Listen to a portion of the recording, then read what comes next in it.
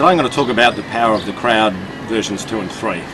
So the last Pete's News and Views we talked about the power of the crowd in terms of WikiLeaks, but since December there's been two big incidents that I've observed that really show the power of the crowd. Firstly, the response in the Brisbane floods, and secondly the change of the political regime in Egypt. If we go to the Brisbane floods, I was in Brisbane yesterday, so that was the 16th of February. About a month ago, Brisbane was pretty well, a lot of it was underwater. Going there a month later, you would hardly have known there was a flood there.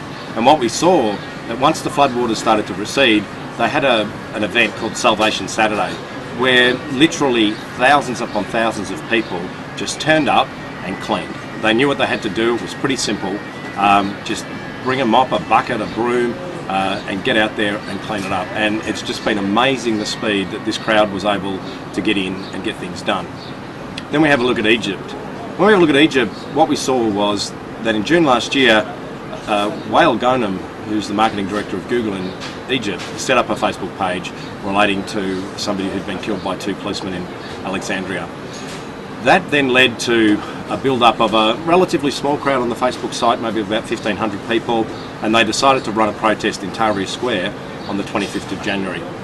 What then happened with, I suppose, the response of the security forces, etc., created a massive trigger point where more and more people kept rolling out.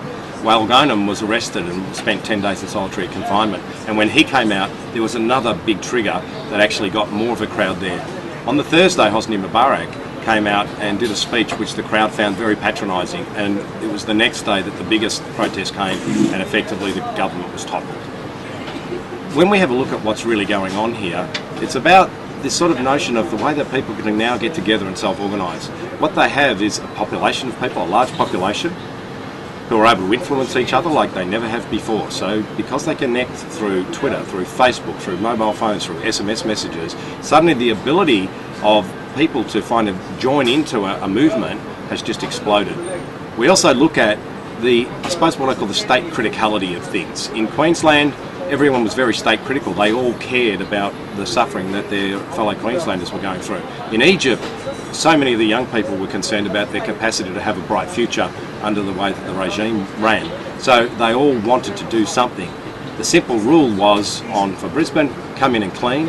In Egypt, turn up to Tahrir Square and have a non-violent protest. And those continued triggers led us to see what I call a tipping point or a phase transition where major change happened so quickly because of the power of the crowd to self-organise, get together, follow simple rules, respond to triggers and make major change.